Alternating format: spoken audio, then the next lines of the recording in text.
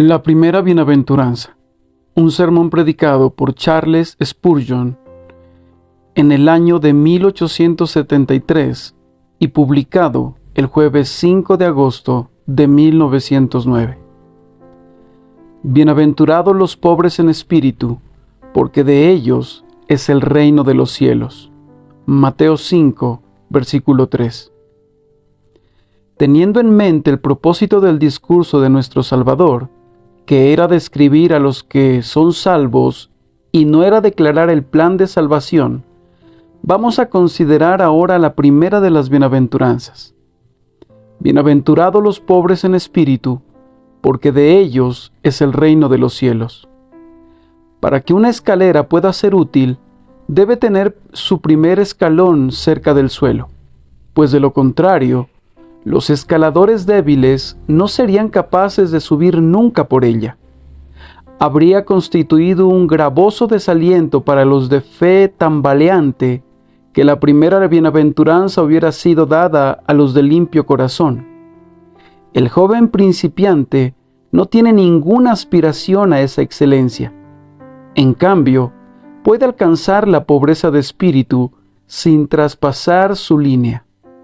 Si el Salvador hubiese dicho, bienaventurados los ricos en gracia, habría expresado una gran verdad, pero muy pocas personas habrían podido extraer algún consuelo de ello.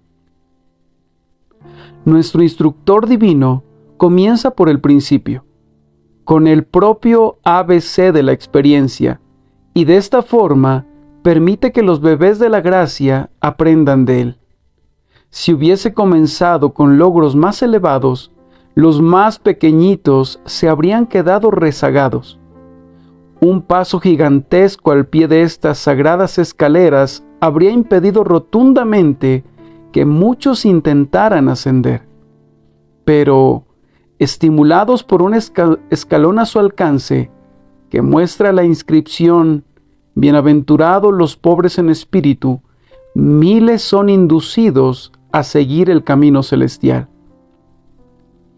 Es digno de una nota de agradecimiento que esta bienaventuranza evangélica descienda al nivel exacto donde nos deposita la ley después que ha hecho por nosotros lo mejor que ha podido dentro de su poder y designio.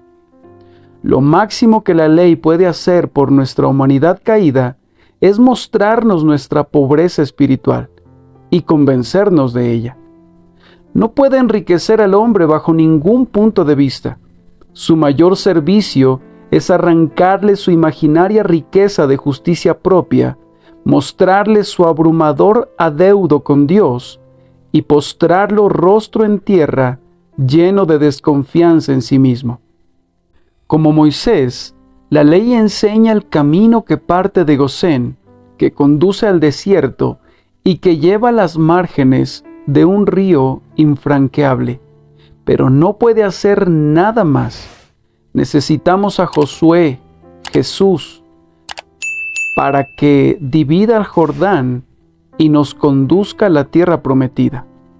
La ley rasga el codiciable manto babilónico de nuestros méritos imaginarios en 10 pedazos y demuestra que nuestra cuña de oro es simple escoria y así nos deja, desnudos y pobres y miserables. Hasta este punto desciende Jesús. Su nivel preciso de bendición llega hasta el borde de la destrucción, rescata al perdido y enriquece al pobre. El Evangelio es a la vez pleno y libre. La primera bienaventuranza, aunque esté colocada en un punto bajo y conveniente, donde pueda ser alcanzada por quienes están en las más tempranas etapas de la gracia, no por ello es menos rica en bendición.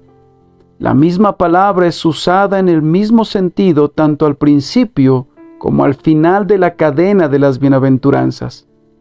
Los pobres en espíritu son bendecidos tan cierta y enfáticamente como los mansos y los pacificadores. No se hace ninguna sugerencia a un grado menor o a una medida inferior, sino que por el contrario, la más alta bendición que es usada en el versículo 10 como compilación de todas las 7 bienaventuranzas, es atribuida a la primera bienaventuranza en su nivel más inferior, porque de ellos es el reino de los cielos. ¿Hay algo adicional que se hubiere dicho incluso de los coherederos de los profetas y de los mártires? ¿Qué más podría decirse que esto? Los pobres en espíritu son alzados del muladar y colocados no entre los jornaleros en el campo, sino entre los príncipes del reino. Bienaventurada es esa pobreza de alma que la que el propio Señor expresa tales cosas buenas. Él le da mucha mayor importancia a lo que el mundo tiene en poca estima, pues su criterio es lo opuesto al necio veredicto de los altivos. Como Watson muy bien observa, cuán pobres son aquellos que se consideran ricos, cuán ricos son aquellos que se ven pobres.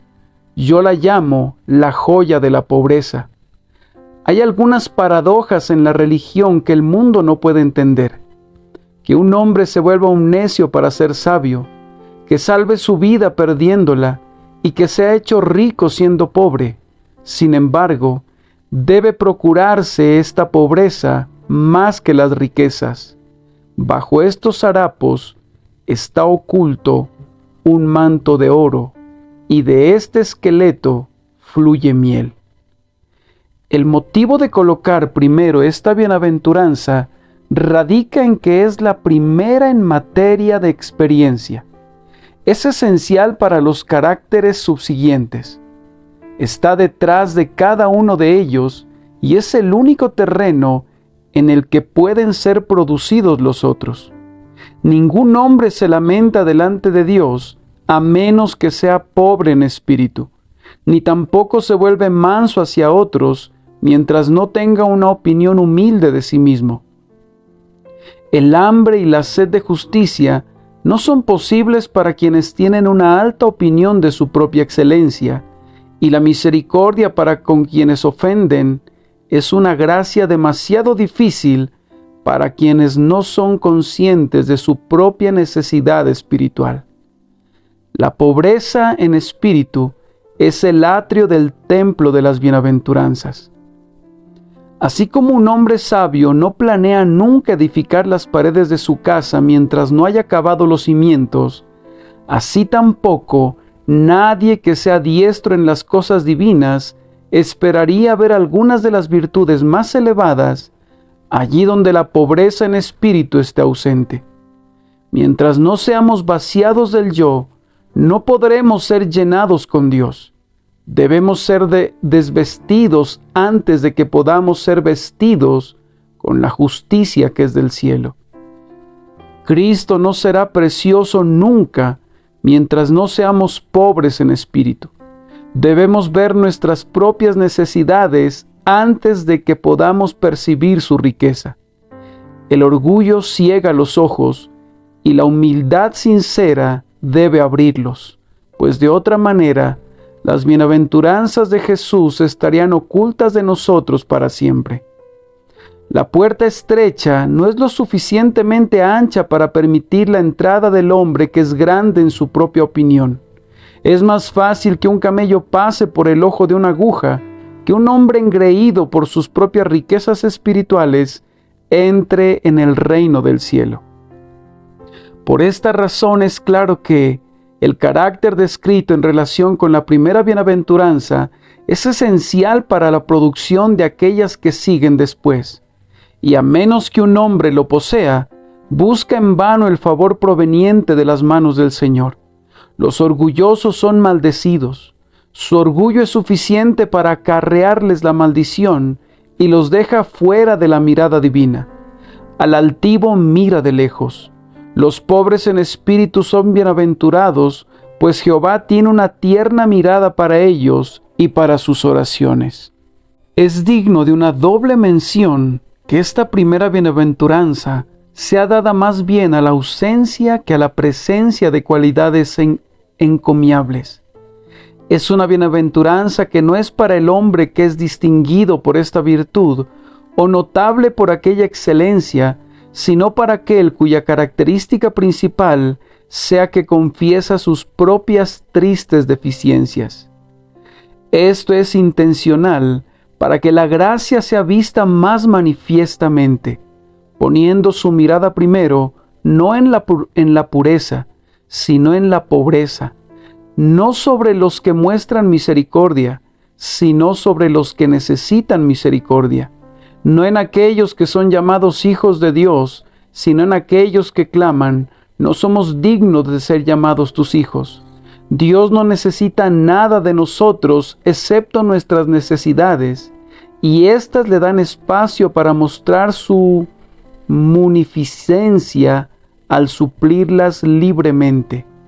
Es por causa del peor lado del hombre caído y no de su mejor lado que el Señor recibe gloria para sí. El primer punto de contacto entre mi alma y Dios no es lo que tengo, sino lo que no tengo. Los buenos pueden traer su virtud, pero Él declara que no hay justo ni aun uno. Los piadosos pueden ofrecer sus ceremonias, pero Él no se deleita en todas sus oblaciones. Los sabios pueden presentar sus invenciones, mas Él considera que su sabiduría es insensatez. Pero cuando los pobres en espíritu vienen a Él en su completa indigencia y desgracia, los acepta de inmediato. Sí, Él inclina los cielos para bendecirles y abre las bodegas del pacto para satisfacerlos. Así como el médico anda buscando al enfermo y el que da limosna cuida del pobre, así el Salvador busca a quienes lo necesiten y en ellos ejerce su oficio divino, que cada pecador necesitado beba el consuelo extraído de este pozo. Tampoco debemos olvidar que esta baja nota de la octava de las beatitudes, esta primera nota de la escala musical, produce un cierto sonido en cuanto a la espiritualidad de la dispensación cristiana. Su primera bendición es asignada a una característica que no pertenece al hombre exterior, sino al hombre interior, a un estado del alma y no a una postura del cuerpo, a los pobres en espíritu y no a los fieles a un ritual. Esa palabra espíritu es una de las consignas de la dispensación evangélica. Las vestiduras sagradas, las genuflexiones, los rituales, las oblaciones y cosas semejantes son ignorados y el ojo del favor del Señor descansa únicamente en los corazones quebrantados y en los espíritus que se humillan delante de Él. Incluso las dotes mentales son dejadas en la fría sombra y el espíritu es llevado a ubicarse en la vanguardia. El alma, el hombre verdadero, es considerada bienaventurada y todo el resto es estimado como de muy poco valor comparativo. Esto nos enseña sobre todas las cosas a preocuparnos por esos temas que conciernen a nuestro espíritu. No debemos quedarnos satisfechos con la religión externa. Si en cualquier ordenanza nuestro espíritu no entrara en contacto con el grandioso Padre de los espíritus, no debemos quedarnos satisfechos. Todo lo referente a nuestra religión que no sea obra del corazón debe ser insatisfactorio para nosotros. Así como los hombres no pueden vivir del tamo ni de la cáscara del grano, sino que necesitan la harina del trigo, así nosotros también necesitamos algo más que la forma de la piedad y la letra de la verdad. Requerimos del significado secreto, de la inserción de la palabra en nuestro espíritu, de la entrega de la verdad de Dios a la intimidad de nuestra alma. Todo lo que no cumpla con esto está desprovisto de la bendición. El grado más alto de religiosidad externa no es bendito, pero la más mínima forma de gracia espiritual está enriquecida con el reino del cielo. Es mejor ser espiritual, aunque nuestro mayor logro sea ser pobre en espíritu, que permanecer siendo carnal, aunque en esa carnalidad nos vanagloriemos de perfección en la carne. El menor en la gracia es superior al más grande en la naturaleza. La pobreza en espíritu en el publicano era mejor que la plenitud de la excelencia externa del fariseo. Así como el hombre más débil y más pobre es más noble que la más poderosa de todas las bestias del campo, así el ínfimo hombre espiritual es más precioso a los ojos de Dios que el más eminente de los hijos de los hombres autosuficientes. Vale más el diamante más pequeño que el guijarro más grande, y el menor grado de gracia sobrepasa el logro más distinguido de la naturaleza. ¿Qué dices a esto, querido amigo? ¿Eres espiritual? ¿Al menos calificas para ser pobre en espíritu? ¿Existe para ti un dominio espiritual o estás encerrado en la estrecha región de las cosas que se ven y se oyen? Si el Espíritu Santo ha abierto una puerta para ti a lo espiritual e invisible, entonces eres bienaventurado, aunque tu única percepción sea todavía el doloroso descubrimiento que eres pobre en espíritu. Jesús te bendice desde la cima del monte y eres bienaventurado.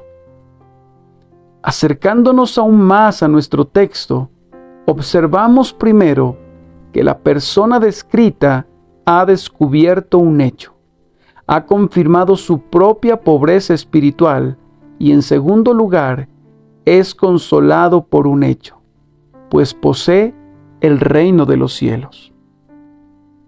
Primero, el hecho que ha descubierto es una antigua verdad, ya que el hombre siempre fue pobre espiritualmente. Desde su nacimiento fue un indigente y en su mejor estado es solamente un mendigo. Desnudo y pobre y miserable es un resumen preciso de la condición natural del hombre. Está cubierto de llagas a las puertas de la misericordia, sin tener nada propio excepto pecado, incapaz de cavar y renuente a pedir, y por lo tanto, pereciendo en la penuria más horrenda. Esta verdad es también universal, pues todos los hombres son así de pobres por naturaleza. En un clan o en una familia habrá usualmente al menos una persona de dinero, y en la nación más pobre habrá unos cuantos poseedores de riqueza. Pero ay de nuestra humanidad, toda su reserva de excelencia ha sido malgastada, y sus riquezas han desaparecido por completo. Entre todos nosotros no queda ningún remanente de bien. El aceite de la redoma se ha terminado, el alimento del barril se ha acabado, y el hambre se ha apoderado de nosotros, un hambre más terrible que la que desoló a Samaria en tiempos antiguos. Debemos 10,000 talentos y no tenemos nada con que pagarlos. No podemos encontrar ni siquiera un solo centavo en todas las arcas del tesoro de las naciones. Este hecho es profundamente humillante. Tal vez un hombre no tenga nada de dinero, pero si no hay ninguna culpa involucrada, no siente vergüenza por ello. Pero nuestra condición de pobreza tiene este aguijón, que es moral y espiritual, y nos sumerge en la reprobación y el pecado.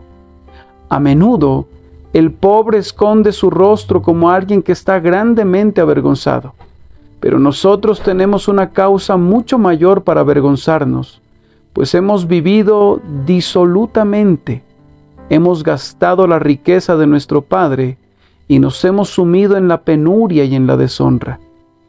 Las descripciones de nuestro estado que nos describen como miserables no estarían completas a menos que nos declararan culpables también. Es cierto, somos objetos de piedad, pero mucho más de censura. Un hombre pobre puede ser digno de estima a pesar de la insignificancia de su vestimenta y la escasez de su provisión. Pero la pobreza espiritual habla de falta, de culpabilidad, de vergüenza y de pecado. El que es pobre en espíritu es por tanto un hombre humillado, y va en camino a ser contado entre aquellos que lloran, de quienes la segunda bienaventuranza dice que recibirán consolación. El hecho descubierto por el bienaventurado del texto es muy poco conocido. La mayor parte de la humanidad es completamente ignorante del asunto. Aunque la verdad relativa a la condición perdida del hombre es enseñada diariamente en nuestras calles, pocos la entienden. No están ansiosos de conocer el significado de un enunciado tan incómodo y tan alarmante, y la mayor parte de quienes están conscientes de la doctrina y reconocen que es escritural, no la creen y la expulsan de sus pensamientos y prácticamente la ignoran. Nosotros vemos. Es la jactancia universal de los ciegos del mundo. Lejos de darse cuenta de que son menesterosos, los hijos de los hombres están tan ricamente dotados en su propia opinión que dan gracias a Dios porque no son como los otros hombres. Ninguna esclavitud es tan degradante como la que induce a un hombre a estar contento con su servidumbre. La pobreza que no tiene aspiraciones, sino que se contenta con permanecer en sus harapos e inmundicia. Es una pobreza del tinte más negro, y esa es la condición de la humanidad. Doquiera que la verdad relativa a nuestra condición sea verdaderamente conocida, es porque ha sido revelada espiritualmente. Podemos afirmar de cada uno que conozca la pobreza de su alma: bienaventurado eres, Simón, hijo de Jonás, porque no te lo reveló carne ni sangre. La condición de todos los hombres es ser pobres espiritualmente. Ser pobres en espíritu o conocer nuestra pobreza espiritual es un beneficio concedido especialmente a los llamados y escogidos. Una mano omnipotente nos creó de la nada, y se necesita de una omnipotencia semejante para conducirnos a sentir que no somos nada. No podemos ser salvos nunca a menos que seamos revividos por un poder infinito, y no podemos ser revividos del todo a menos que ese mismo poder nos mate. Es asombroso cuánto se necesita para desnudar a un hombre y ponerlo en su verdadero lugar. Uno creería que un mendigo indigente debería estar consciente de su penuria, pero no lo está, y no lo estará nunca, a menos que el Dios eterno lo convenza de ello. Nuestra bondad imaginaria es más dura de vencer que nuestro pecado real. El hombre puede ser curado más pronto de su enfermedad que ser convencido de que renuncia a sus alardes de salud. La debilidad humana es un pequeño obstáculo para la salvación comparada con la fortaleza humana. Allí radican el trabajo y la dificultad. De aquí que sea una señal de gracia que conozcamos nuestras necesidades de gracia. El que sabe y siente que se encuentra en tinieblas, posee alguna luz. El propio Señor ha hecho una obra de gracia en el espíritu que es pobre y necesitado y que tiembla ante su palabra. Y es esa obra la que contiene la promesa. Sí, la seguridad de salvación, pues el pobre en espíritu posee ya el reino del cielo, y nadie lo posee excepto los que tienen vida eterna. Una cosa es verdaderamente cierta del hombre cuyo espíritu reconoce su propia pobreza. Al menos está en posesión de la verdad. En cambio, antes respiraba la atmósfera de falsedad y no sabía nada de lo que debía saber.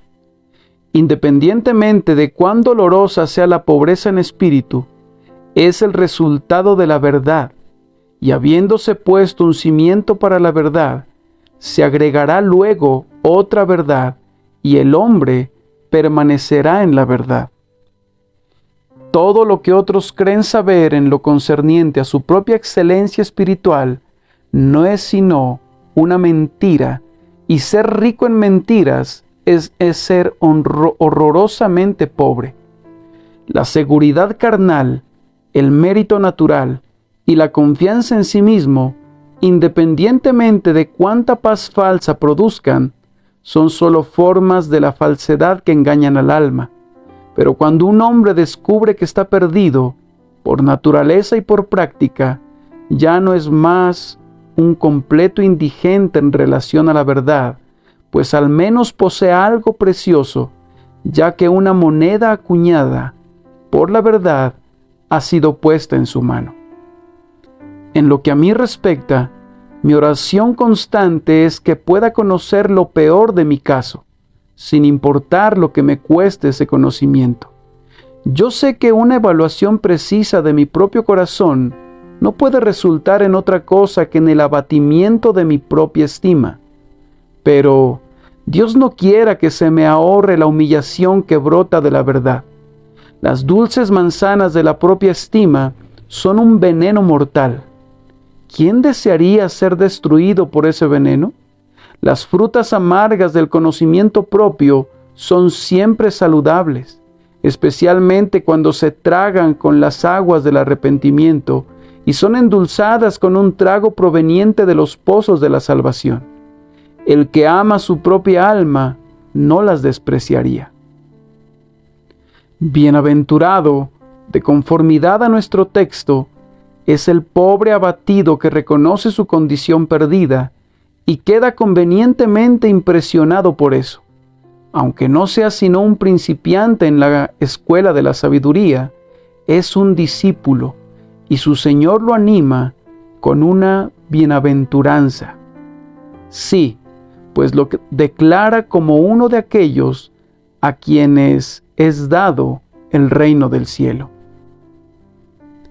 La posición a la que ha sido llevada el alma por un claro conocimiento de esta verdad es peculiarmente ventajosa para la obtención de toda bendición evangélica. La pobreza de espíritu vacía a un hombre y así lo prepara para ser llenado. Expone sus heridas al aceite y al vino del buen médico. Pone al pecador culpable a la puerta de la misericordia o entre los moribundos alrededor del estanque de Betesda, a los que Jesús tiene por costumbre visitar. Un hombre así abre su boca y el Señor la llena. Tiene hambre y el Señor lo satisface con buenos alimentos. Sobre todos los males, tenemos mayor motivo para temer a nuestra propia hartura. Nuestra mayor falta de preparación para Cristo es nuestra imaginaria preparación propia. Cuando estamos completamente arruinados, estamos próximos a ser enriquecidos con las riquezas de la gracia. Fuera de nosotros mismos estamos a un paso de estar en Cristo. Donde nosotros llegamos, comienza la misericordia. O más bien, la misericordia ha comenzado, y la misericordia ya ha hecho mucho por nosotros cuando estamos al final de nuestro mérito, de nuestro poder, de nuestra sabiduría y de nuestra esperanza. Entre más profunda sea la indigencia, mejor. Es únicamente la perfecta pobreza la que pone al alma en libertad. Mientras guardemos una porción propia, no recibiremos un infinito pleno. Si el corazón estuviese angustiado porque no puede sentir suficientemente su propia necesidad, sería mucho mejor. La pobreza de espíritu sería precisamente mucho mayor, y la súplica por la gracia inmerecida se volvería mucho más poderosa. Si llegáramos a sentir la necesidad de un corazón quebrantado, podemos venir a Cristo por un corazón quebrantado, aunque no podamos venir con un corazón quebrantado. Si no es perceptible ningún tipo o grado de bien, esto sería también una clara prueba de pobreza total, y en esa condición podemos atrevernos a creer en el Señor Jesús. Aunque no seamos nada, Cristo es todo. Todo lo que necesitamos para comenzar, lo encontramos en Él. De la misma cierta manera que tenemos que buscar nuestro último perfeccionamiento en la misma fuente. Un hombre podría ser tan iluso como para convertir en mérito su sentido de pecado, y podría soñar con venir a Cristo vestido con el atuendo de la desesperación y de la incredulidad. Esto es, sin embargo, exactamente lo opuesto de la conducta de uno que es pobre en espíritu, pues es pobre en sentimientos tanto como en todo lo demás, y no se atreve más a encomiarse a sí mismo debido a sus abatimientos y desesperaciones, como tampoco se alabaría por sus propios pecados. Se considera un pecador de corazón empedernido al tiempo que reconoce el profundo arrepentimiento que es exigido por sus ofensas. Siente que no ha experimentado ese sagrado renacer que vuelve tierna la conciencia y tiene miedo de ser en alguna medida un hipócrita en los deseos que percibe que existen en su alma. De hecho, no se atreve a considerarse otra cosa que un pobre, lastimosamente pobre, bajo cualquier luz que se le vea en su relación con Dios y con su recta ley. Escucha sobre las humillaciones de los verdaderos penitentes y desearía tenerlas. Lee acerca de las descripciones del arrepentimiento presentadas en la palabra de Dios y ora para poder experimentarlas, pero no descubre nada en él sobre lo que pueda poner su dedo y decir: esto al menos es bueno, en mí habita al menos una cosa buena. Él es pobre en espíritu y toda jactancia ha sido eliminada de una vez y por todas. Es mejor encontrarse en esta condición que contarse falsamente como un santo y sentarse en los primeros lugares en la sinagoga. Sí, es una posición tan dulcemente segura de ocupar, que aquel que está más lleno de fe en Dios y gozo en el Espíritu Santo encuentra que su paz es incrementada si retiene una plena conciencia de la pobreza de su estado natural y deja que corra en paralelo con su persuasión de seguridad y bienaventuranza en Cristo Jesús. Señor, manténme abajo, vacíame más y más, ponme en el polvo, déjame que muera y sea enterrado a todo lo que provenga del yo.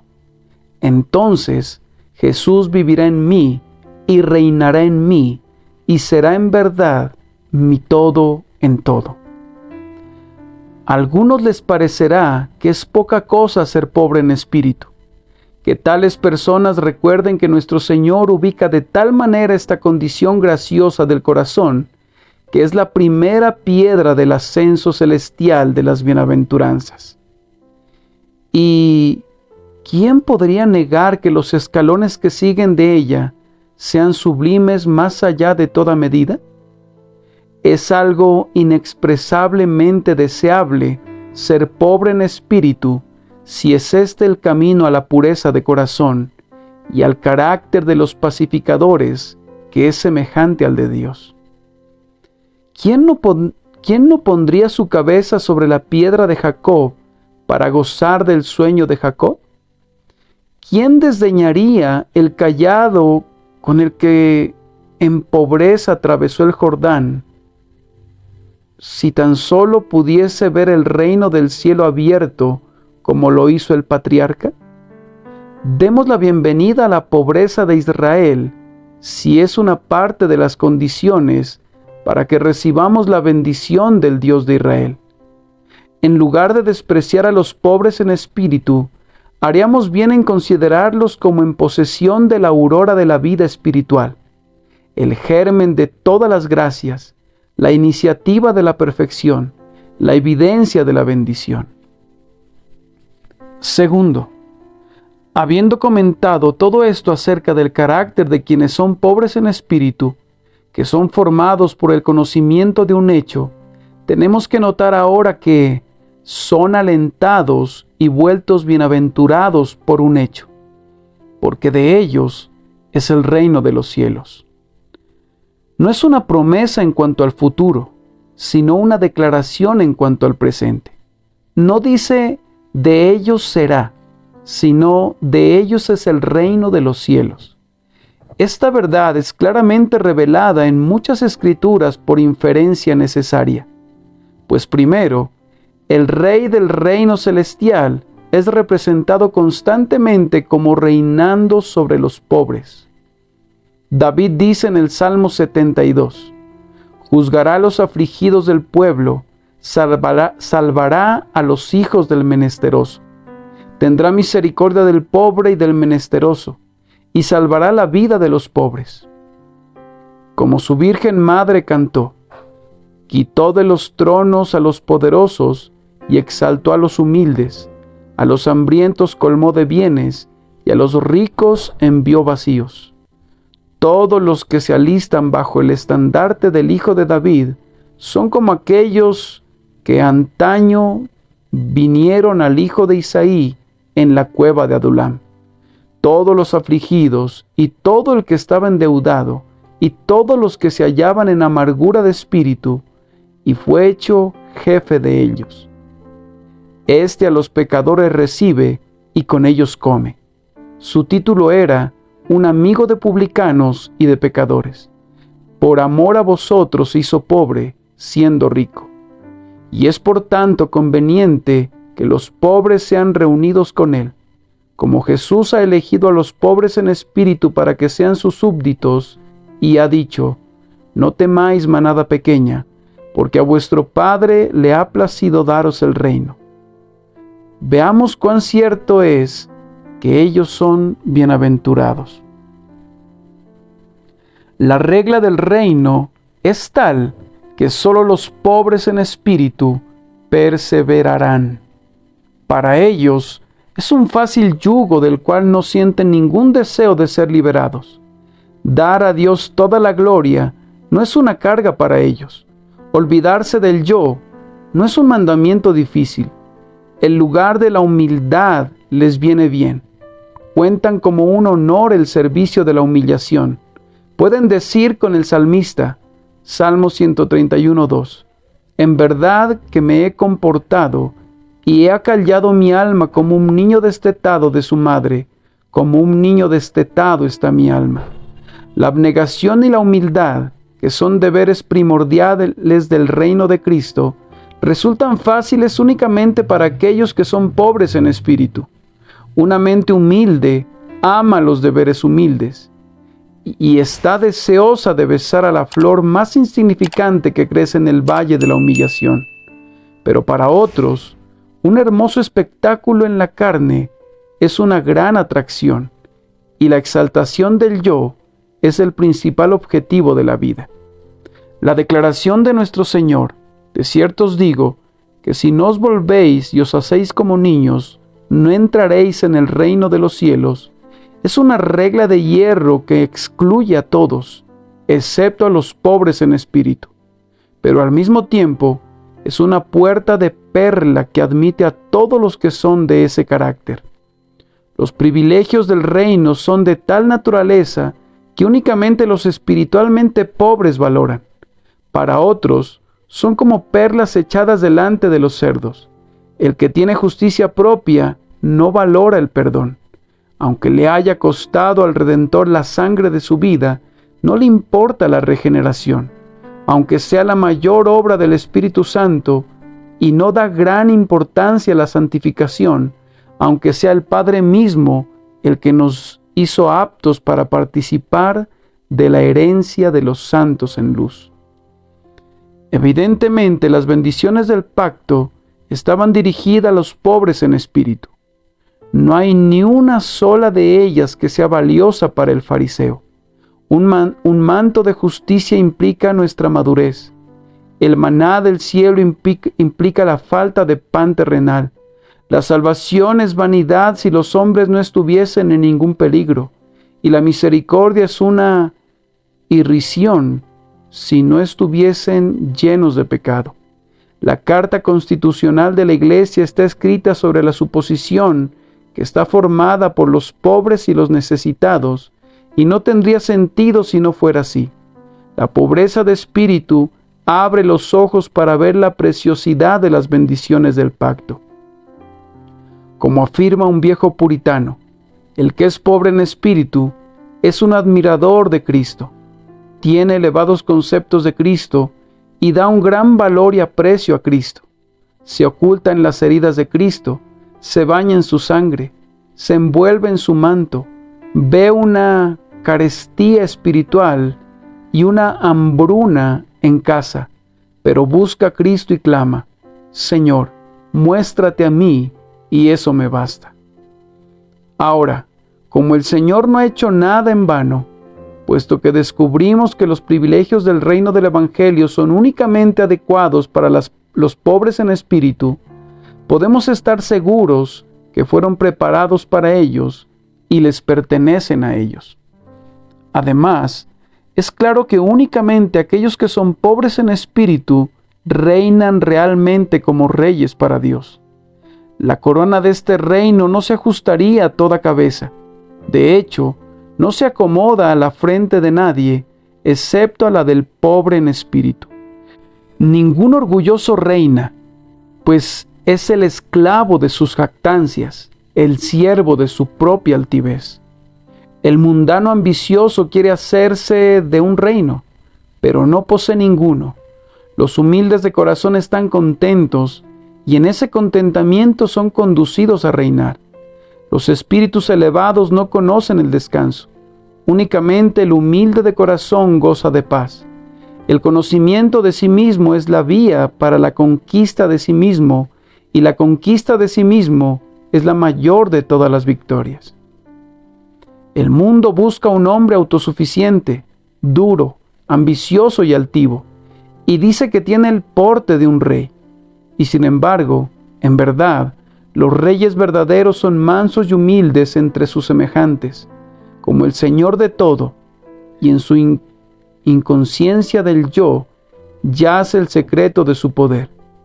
Un día se verá que los reyes entre la humanidad, los más felices, los más poderosos, los más honorables, son no los Alejandros, ni los Césares, ni los Napoleones, sino los hombres semejantes a él, que lavó los pies de los discípulos, aquellos que en la quietud vivieron para Dios y para sus semejantes, sin ostentaciones porque estaban conscientes de sus fallas, abnegados porque el yo estaba mantenido en baja estima, humildes y devotos porque su propia pobreza espiritual los sacó de sí mismos y los condujo a descansar en el Señor. Vendrá el tiempo en el que el esplendor y las chucherías se revelarán en su verdadero valor, y entonces se verá que los pobres en espíritu han poseído el reino. El dominio concedido por esta bienaventuranza a los pobres en espíritu no es común. Es el reino de los cielos, un dominio celestial, que excede con amplitud cualquier cosa que pueda ser obtenida de este lado de las estrellas. Un mundo impío puede considerar a los pobres en espíritu como seres despreciables, pero Dios los registra entre sus compañeros y príncipes, y su juicio es verdadero y debe ser tenido en mucha más estima que las opiniones de los hombres o incluso de los ángeles. Únicamente conforme seamos pobres en espíritu, tendremos alguna evidencia de que el cielo es nuestro. Pero teniendo esa señal de bienaventuranza, todas las cosas son nuestras, ya sea lo presente o lo porvenir. A los pobres en espíritu pertenecen toda la seguridad, el honor y la felicidad que el reino evangélico da aquí en la tierra. Aún aquí abajo, pueden comer de los exquisitos bocadillos sin duda y gozarse en sus delicias sin temor. De ellos son también las cosas que no son vistas todavía, reservadas para una revelación futura. De ellos es la segunda venida, de ellos es la gloria, de ellos es la quinta gran monarquía, de ellos es la resurrección, de ellos es la visión beatífica, de ellos es el éxtasis eterno. Pobres en espíritu, las palabras suenan como si describiesen a los dueños de nada, y sin embargo describen a los herederos de todas las cosas. Feliz pobreza. Los millonarios se hunden en la insignificancia. Los tesoros de las Indias se evaporan en humo, mientras el pobre en espíritu permanece en un reino ilimitado, sin fin, sin fallas, que lo vuelve bienaventurado en la estima de aquel que es Dios sobre todo, bendito para siempre. Y todo esto es para la vida presente en la que gimen y necesitan ser consolados, sufren de hambre y sed y necesitan ser llenados. Todo esto es para ellos mientras sean perseguidos todavía por causa de la justicia. ¿Cuál no será entonces su bienaventuranza cuando brillen como el sol en el reino de su Padre y en ellos sea cumplida la promesa de su Dios y Señor? Y al que venciere, le daré que se siente conmigo en mi trono, así como yo he vencido y me he sentado con mi Padre en su trono.